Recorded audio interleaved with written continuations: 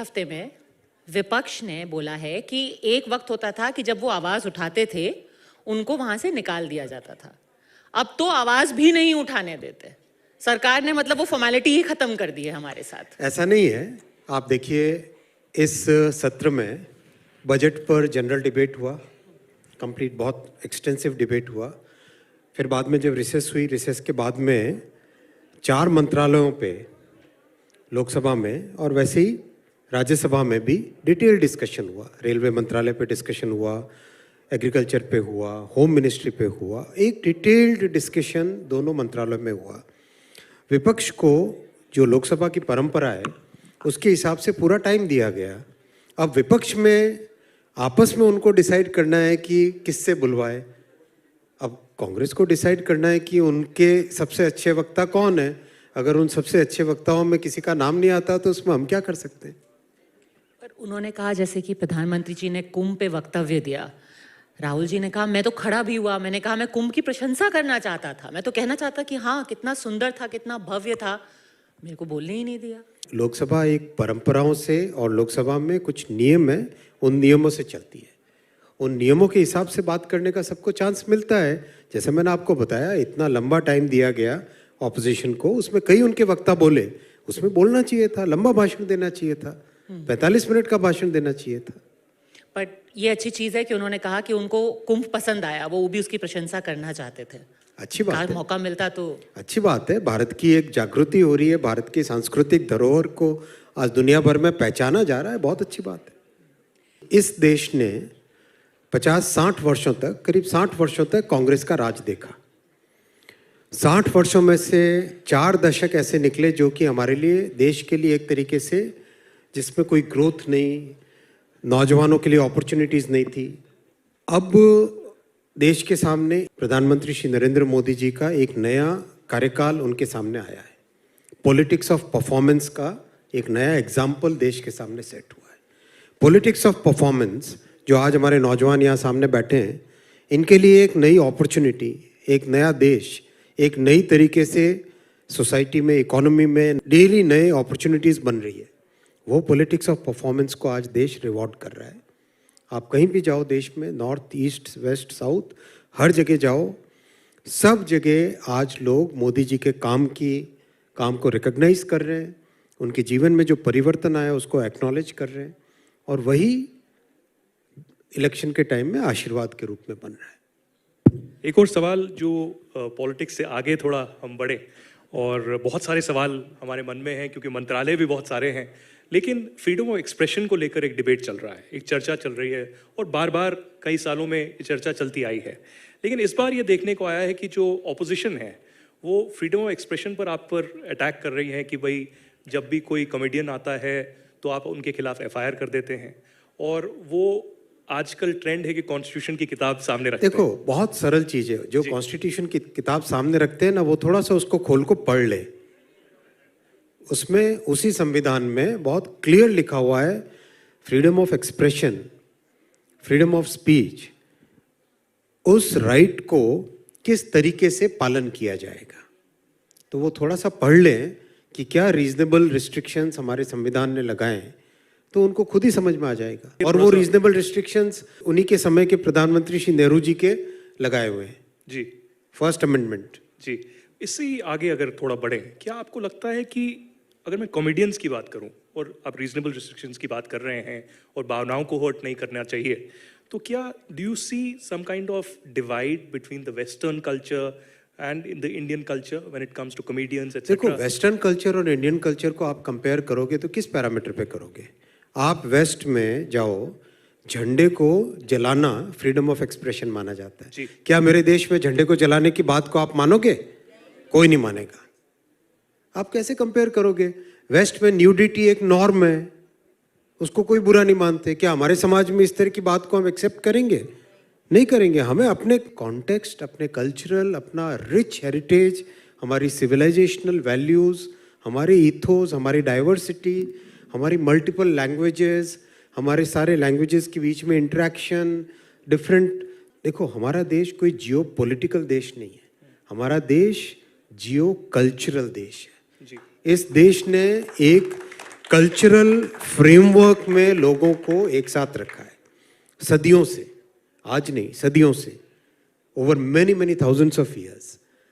तो ऐसी परिस्थिति में कंपैरिजन नहीं करना चाहिए। हमें अपनी ज़मीन, अपने लोग, अपने कल्चर, अपने इतिहास, अपनी हेरिटेज, इन सबको ध्यान में रख के हर चीज़ को करना चाहिए। जी, हम अपनी धरोहर की बात तो कर ही रहे हैं, और क्योंकि वेस्ट का जिक्र हुआ तो मुझे ये पूछना है, क्योंकि इंफॉर्मेशन वॉरफेयर की बात आती है बहुत बार, और डिसइंफॉर्मेशन बहुत इंडिया के खिलाफ होता रहा है, और खासकर हमारा जो वेस्टर्न नेबर है वहाँ से बहुत सब कुछ होता है। और आप देख रहे हैं कि जैसे यूट्यूब है या अलग अलग कंटेंट और सोशल मीडिया है, उसमें बहुत सारा प्रहार जो है इंडिया के खिलाफ होता है, और आपकी मिनिस्ट्री भी इस पर बहुत काम कर रही है। तो कैसे इस डिसइंफॉर्मेशन या मिसइंफॉर्मेशन कैंपेन को टैकल किया जा सकता है?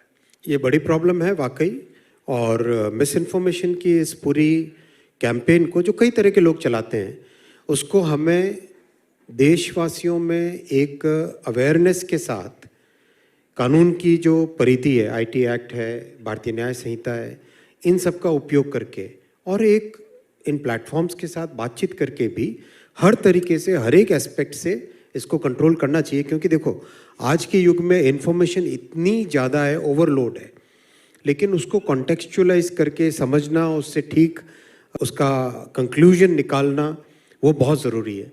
तो ऐसे में सबकी जिम्मेदारी बनती है, और सरकार अपनी तरफ से पूरा काम कर रही है इसमें। सर, आप कल्चर की बात कर रहे थे।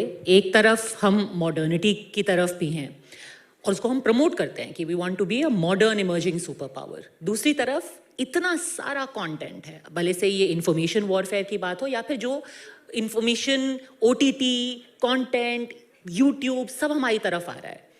क्या इसको रेगुलेट किया जाएगा? कैसे वो फाइन बैलेंस स्ट्राइक किया जाएगा कि आप मॉडर्न कंटेंट देखिए लेकिन एक लाइन क्रॉस ना हो? नहीं, आपकी बात सही है। हर एक सोसाइटी में कुछ बाउंड्रीज होती हैं। हम अपने घर में जैसे बिहेव करते हैं, घर के बाहर, सोसाइटी में, सोशल फंक्शंस में, हर जगह कुछ एक नॉर्म्स सोसाइटी डिफाइन करती है। उन नॉर्म्स को मानना चाहिए। और जैसा आपने पहले पूछा, हमें जो नॉर्म्स दूसरी दुनिया में लागू होते हैं, वैसे कि वैसे नॉर्म्स हिंदुस्तान में लागू होंगे, ऐसा नहीं मानना चाहिए। हमें अपनी तरीके से उसका पालन करना चाहिए। क्या इसके लिए सरकार एक बिल कंसिडर कर रही है ओटीटी प्लेटफॉर्म्स को लेकर के? देखिए, कानून ऑलरेडी है और कानून का पालन भी हो रहा है अच्छे से।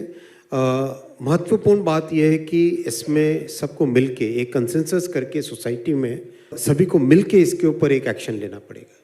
जी अश्विनी जी, एक बहुत बड़ा डिस्ट्रप्शन जो पिछले कुछ सालों में आया है वो है आर्टिफिशियल इंटेलिजेंस का, और सबसे प्रमुख इसमें चीज़ ये है कि डेटा की सिक्योरिटी कैसे हो, और जो डेटा जो देश सबसे ज़्यादा रखता है उसकी प्राथमिकता और आगे बढ़ जाती है। तो चाइना और अमेरिका की बहुत सारी पहले रही हैं, डिस्ट्रप्टिव टेक्नोलॉजीज अभी आई हैं। तो इंडिया इसमें रेगुलेशन को लेकर आर्टिफिशियल इंटेलिजेंस और बाकी जो नॉन गवर्नमेंट एंटिटीज़ भी हैं उनको और प्रोत्साहन, इसमें इंडिया को एआई लीडर बनाने के लिए क्या करेगा? हमारे देश में, हमारे नौजवानों में, हमारे साइंटिस्ट में टेक्नोलॉजी की इतनी अच्छी समझ है, और जो लीड आज कई टॉपिक्स में, कई मेजर टेक्नोलॉजिकल सब्जेक्ट्स में भारत जो लीड ले रहा है, मुझे पूरा विश्वास है एआई में भी भारत इसका उपयोग बहुत अच्छा करेगा। एआई जो आज आप चैट जीपीटी वगैरह के माध्यम से देखते हैं, वो उसका एक बहुत छोटा सा रूप है। आज से 10-15 साल पहले से जो इंडस्ट्रियल वर्ल्ड है उसमें एआई का बहुत अच्छा उपयोग हुआ है, मशीन लर्निंग का, डेटा साइंसेस का बहुत अच्छा उपयोग हुआ है, और उसके कारण प्रोडक्टिविटी बहुत बढ़ी है, मेंटेनेंस की प्रैक्टिसेस बहुत इंप्रूव हुई है, और कई ऐसे जो इंडस्ट्रियल सेफ्टी के मैटर्स थे उसमें एआई का बहुत अच्छा उपयोग हुआ है। वो उपयोग अभी और बढ़ेगा।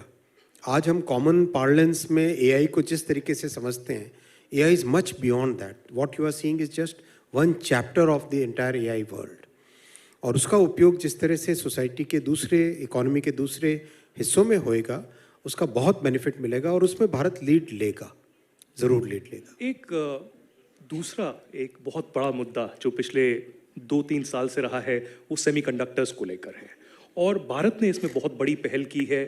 ताइवान से बहुत ये सेमीकंडक्टर्स आते थे, और बहुत गाड़ियों में भी दिक्कत आई, हमने देखा कई साल।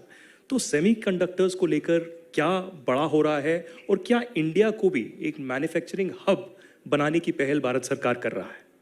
ये बात आपकी ठीक है। आज सेमीकंडक्टर प्रैक्टिकली एक फाउंडेशनल इंडस्ट्री है। जैसे केमिकल इंडस्ट्री, स्टील इंडस्ट्री, करीब करीब हर चीज़ जो ऑन और ऑफ होती है उसमें सेमीकंडक्टर का उपयोग होता ही होता है। चाहे लाइट हो, चाहे ये माइक हो, चाहे कैमरा हो, चाहे घर में रेफ्रिजरेटर हो, कार हो, स्कूटी हो, हर चीज़ में सेमीकंडक्टर्स का उपयोग होता है। हमारे देश में 1962 से प्रयास किया गया था सेमीकंडक्टर की मैन्युफैक्चरिंग का, फैब्रिकेशन का एक इकोसिस्टम बने। जो पॉलिसीज़ रही उस समय की, फॉर्चुनेटली प्रधानमंत्री श्री नरेंद्र मोदी जी के नेतृत्व में जाके आज देश में सेमीकंडक्टर का एक अच्छा इकोसिस्टम बन रहा है। 5 यूनिट्स ऐसे हैं जिसमें कंस्ट्रक्शन तेज़ी से चल रहा है और 2022 के जनवरी में ये स्कीम बनी थी, लॉन्च हुई थी और 2025 में पहली मेक इन इंडिया चिप निकलेगी। सर, एआई की बात हुई थी, तो जब ये डीप सीक आया, अचानक से एवरीवन सेड कि क्या हो गया, ये चाइना ने तो सबको मतलब अब वेस्टर्न वर्ल्ड को भी पीछे छोड़ दिया। कितने साल लग जाएंगे कि हम कैच अप कर सके चाइना को और उसको ओवरटेक करें? कैच अप क्यों, उसको हम ओवरटेक कर पाए? इसी साल अपना फाउंडेशनल मॉडल बन जाएगा। ऑलरेडी इस पे अच्छा काम चल रहा है। इसी साल अपना खुद का LLM बन जाएगा। देखो, AI की जो दुनिया आप लोग अभी एक जनरल मीडिया के पॉइंट ऑफ व्यू से देखते हो, 2 फंडामेंटल चीज़ें, एक है मैथमेटिकल एल्गोरिदम्स, दूसरा है इंजीनियरिंग। आप किसी एक प्रोसेसर को किस तरीके से यूज़ करते हो वो इंजीनियरिंग पे डिपेंड करता है। आपके पास 10,000 प्रोसेसर्स हैं, उन 10,000 प्रोसेसर्स का बेस्ट यूज़ आप कैसे करते हो वो इंजीनियरिंग का पॉइंट है। मैथमेटिकल एल्गोरिदम्स मैथ के रिसर्च के विषय हैं जो कि एक लंबे समय से चलते आ रहे हैं। किस तरह से न्यूरल नेटवर्क्स पे स्टडी होना है, वो सब चीज़ें लगातार चलती आ रही हैं। हमारे देश के इंजीनियर्स मैथ और इंजीनियरिंग दोनों को कॉम्बिनेशन करके बहुत अच्छे तरीके से काम कर रहे हैं and we'll be taking lead in that. One very important point I would like to point out here is, बाकी दुनिया में जहाँ कुछ लोगों के या कुछ कंपनीज के हाथ में कंप्यूट पावर रहा, हमारे प्रधानमंत्री श्री नरेंद्र मोदी जी ने टेक्नोलॉजी को डेमोक्रेटाइज करने का जो एक मिशन हाथ में लिया हुआ है, उसके कारण हमने आज 14,000 GPUs अवेलेबल है देश में जो भी AI में काम करता है उनके लिए यूज़ करने के लिए। और जहां दुनिया में $2.5 से $3 पर GPU की रेट होती है, अपने यहाँ $1 से कम में प्राइस में मिल रहा है। तो बहुत एक अच्छे तरीके से इसका उपयोग हुआ है। हमारा फोकस है गवर्नमेंट की तरफ से एग्रीकल्चर में, हेल्थ केयर में, एजुकेशन में, इन 3 टॉपिक्स पे सबसे ज़्यादा फोकस रहेगा और बहुत अच्छी एप्लीकेशंस बनी है। एक और बहुत इंपॉर्टेंट है, जो बाकी दुनिया केवल कानून बना के इस टेक्नोलॉजी की दुनिया को रेगुलेट करना चाहती है। We have taken a very unique approach. We have taken an approach in which we are creating technological solutions. जैसे IIT जोधपुर में डीप फेक को डिटेक्ट करने की टेक्नोलॉजी बनी है, जैसे IIT मुंबई में जगह जगह देश की कई सारे इंस्टीट्यूट्स में काम चल रहा है, जिसमें वाटर मार्किंग कैसे हो, लेबलिंग कैसे हो, डीप फेक है तो उसका डिटेक्शन किस तरह से ऑथेंटिक तरीके से हो, अनलर्निंग कैसे करो, बायस कैसे हटाओ। तो ये अप्रोच, अभी यूरोप का पूरा डेलीगेशन जब आया था, दे वर सरप्राइज्ड एट आवर अप्रोच। सारी दुनिया इस अप्रोच को, इस यूनिक अप्रोच को अप्रिशिएट कर रही है, क्योंकि टेक्नोलॉजी को कंट्रोल करना, टेक्नोलॉजी को रेगुलेट करना केवल कानून से संभव नहीं है। We have to take technical as well as legal actions, तभी जाके आप प्रॉपर टेक्नोलॉजी के बेनिफिट्स को हार्नेस कर पाओगे और टेक्नोलॉजी के जो नुकसान है उसको कंट्रोल कर पाओगे। We saw a manifestation of this because we were talking about democratizing technology, and then उसका जो एक flip side है, जो deep fake आपने बात की, उसको हमने बहुत real उसका face देखा। अभी जो हमारे चुनाव में हुए थे, उससे क्या learnings थी आपकी कि कितना deep हो सकता है और कितना vicious हो सकता है ये deep fake का मॉडल? डेफिनेटली डीप फेक का मुद्दा बहुत सीरियस है और इसका इम्पैक्ट पर्सनल लाइफ में, सोशल लाइफ में बहुत सारे जो सेलिब्रिटीज़ हैं, किस तरीके से उनके डीप फेक बना के लोग उसका मिसयूज़ करते हैं, वो भी बहुत सीरियस मुद्दा है। मैं इस मुद्दे को सीरियस मानता हूँ और अभी जो भारतीय न्याय संहिता बनी है उसमें बहुत बड़े प्रावधान किए गए। सेक्शन 111 है, इस तरह के सेक्शंस हैं जिसमें इस तरह के फ्रॉड और इस तरह का मिसयूज़, मिस इन्फॉर्मेशन करके जो दिक्कतें आती है उसके अगेंस्ट बहुत स्ट्रिक्ट एक्शन लिया जाता है। अश्विनी जी, भारत सरकार ने पिछले 1 साल या 2 साल में बहुत ज़्यादा क्रिएटर्स को प्रोत्साहन दिया है। क्रिएटर अवार्ड्स जो हैं घोषित किए हैं, पूरे इंडिया भर से लोगों को जो है अवार्ड्स दिए गए। इसी के तहत आपने अनाउंसमेंट किया कि वेव समिट इस बार होने जा रहा है, तो इस बार क्या हटके हो रहा है? हमने सुना कि एंटरटेनमेंट आइकन्स, मीडिया सीईओज को एक प्लेटफॉर्म के तहत वहाँ लाया जाएगा। मेन मुद्दा और फोकस इसका क्या रहेगा? देखो, सीईओज वगैरह आएंगे, वो सब अलग जगह है, लेकिन ये जो नौजवान बैठे हैं हमारे, इनकी जो क्रिएटिविटी है और इन्होंने जो टेक्नोलॉजी को अडॉप्ट किया है, वो एक यूनिक फिनोमिनन है। एक वो दुनिया थी जिसमें बड़े बड़े स्टूडियोज़, बड़े प्रोडक्शन हाउसेस, केवल उन्हीं के पास क्रिएटिव लोगों को अपॉर्चुनिटी देने का एक प्लेटफॉर्म था। आज की प्रधानमंत्री जी ने जिस तरह से डिजिटल इंडिया के जरिए से देश के हर कोने में, देश के हर नागरिक को टेक्नोलॉजी से एम्पावर किया है, उसके कारण आज बिहार के एक छोटे से गांव में बैठ के बच्चा कुछ अच्छा क्रिएट करता है, एक अच्छा संगीत, अच्छा गाना बनाता है, 10 मिलियन व्यूज़। आप देश के कोने कोने से टैलेंट आज उभर के आ रहा है। इस क्रिएटर्स इकोनॉमी को एक प्लेटफॉर्म देने का प्रधानमंत्री जी ने संकल्प लिया।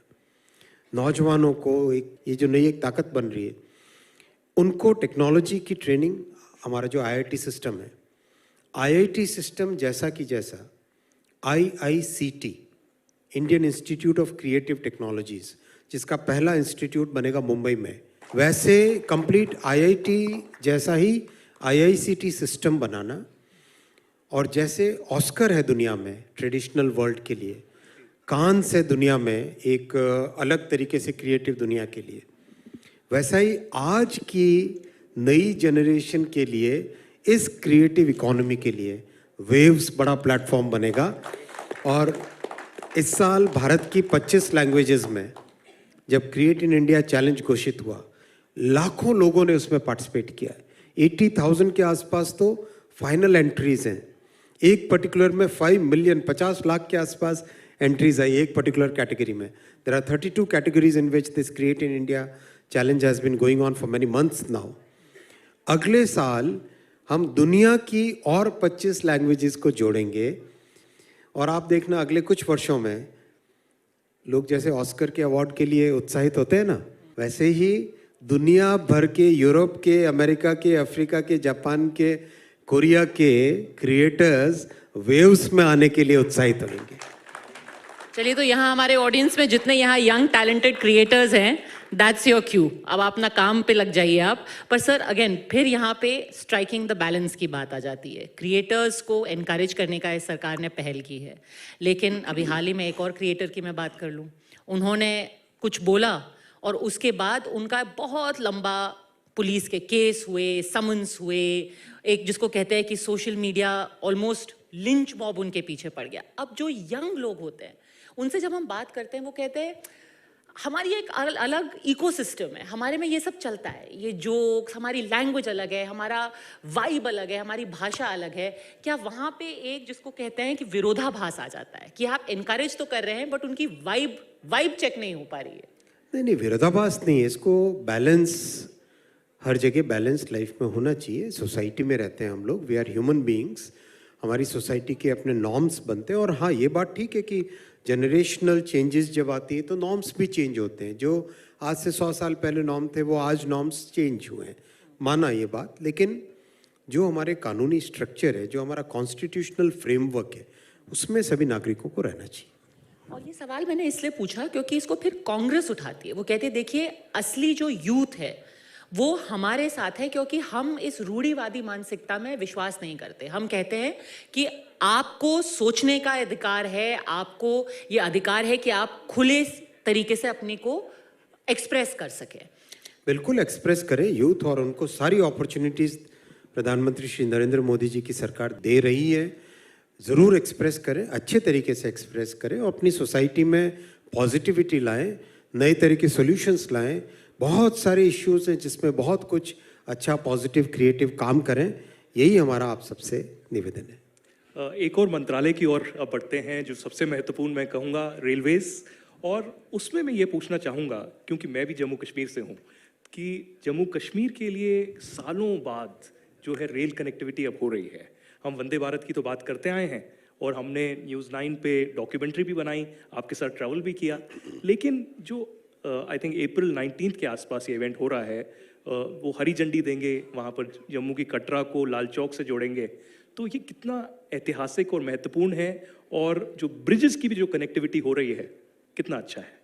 चलिए, यहाँ जो ऑडियंस बैठी है उनको मैं एक छोटा सा क्विज पूछता हूँ, जरा ध्यान देना इधर। हाँ, ये बताओ, चेनाब ब्रिज, आपने फोटो देखा है चेनाब ब्रिज का? एफिल टावर और चेनाब ब्रिज की हाइट में कितना डिफरेंस है बताओ? 35 meters. Chenab bridge Eiffel tower से भी 35 मीटर्स ऊंचा है। इनक्रेडिबल। बहुत बड़ा इंजीनियरिंग मार्वल है।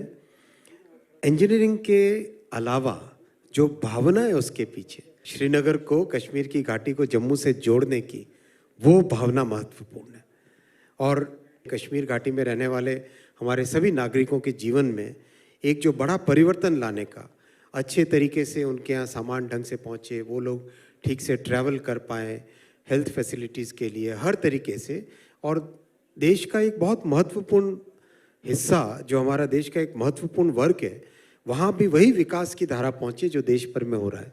उस भावना के साथ मोदी जी ने इस ब्रिज को, जो वर्षों से पेंडिंग था, ये रेलवे लाइन बहुत कॉम्प्लेक्स है।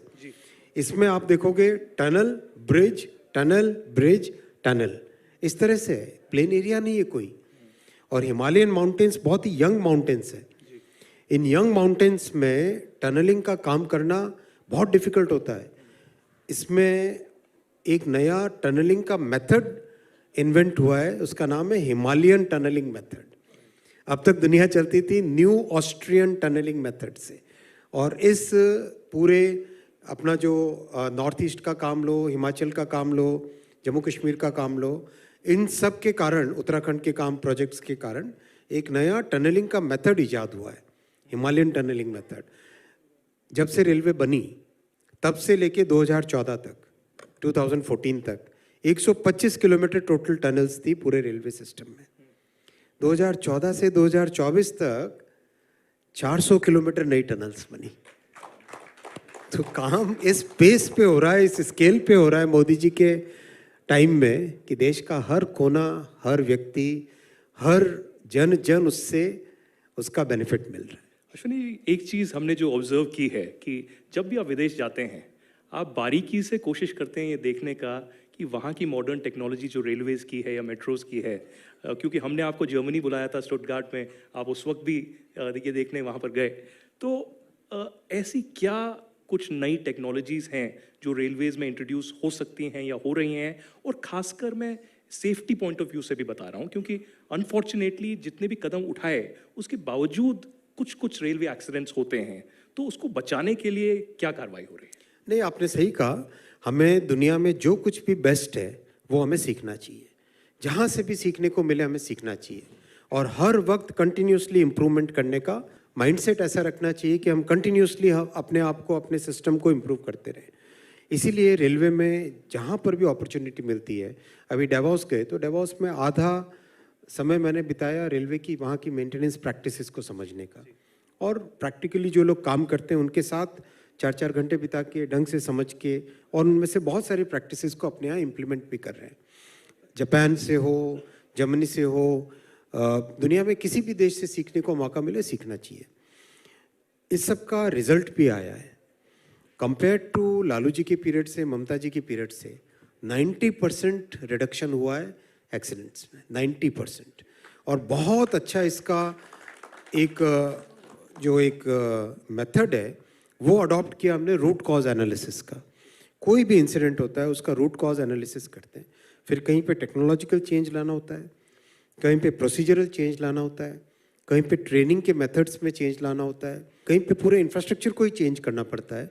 इतना बारीकी से जाने के कारण रिजल्ट अच्छे हैं, लेकिन इस पे हमें सेटिस्फाइड नहीं होना है। हमें इससे भी बहुत आगे और भी ज़्यादा रिलायबिलिटी बढ़ानी है, और भी ज़्यादा मेंटेनेंस को इम्प्रूव करना है, तभी सेफ्टी का इम्प्रूवमेंट आएगा। फंड्स की आज कमी नहीं है, फंड्स मोदी जी पर्याप्त दे रहे हैं, टीम पूरी तरह से मेहनत कर रही है, और इसके रिजल्ट भी देखेंगे। एक मैं आपसे सवाल पूछना चाहती हूँ, जो कांग्रेस अभी री इन्वेंशन करने की कोशिश कर रही है, जैसे हमने दिल्ली चुनाव में देखा, गो इट अलोन उनका फॉर्मूला था। अब इंडिकेशंस ये भी हैं कि शायद बिहार में भी वो ऐसा ही फॉर्मूला यूज करेंगे। क्या आपको लगता है कि ये उनको डिविडेंड्स देगा, कि खुद को सशक्त करेंगे वो, अब किसी के ऊपर पिगी बैक करके अपने पॉलिटिकल फॉर्च्यून्स को रिस्क नहीं? तो इसका मतलब कांग्रेस मान गई कि इंडी गठबंधन टूट चुका है। वो तो आपने फ्लिप साइड दी, बट काम कर रहा है। दिल्ली में उन्होंने कहा कि भाई हमने कम से कम दिल्ली में खुद के कितने पैर वोट जमाए आए? हैं। दिल्ली में कितने वोट आए उनके? उन्होंने कहा पिछली आप बार का देखो ना, जीरो इस बार की जीरो से अलग है। कितनी कितनी जगह उनके कैंडिडेट्स की जमानत जब्त हुई, वो डेटा ला के सभी ऑडियंस के सामने रखिए ना। अश्विनी वैष्णव जी, आपका बहुत बहुत धन्यवाद, और for sharing your wisdom with us on all the ministries that you have, and most importantly in the railways and in the semiconductors that the country is looking at, जहाँ पे जितनी प्रोग्रेस हम करेंगे उतना ही देश भी आगे बढ़ेगा। बहुत थैंक यू, Thank you. नमस्कार। Thank you very much.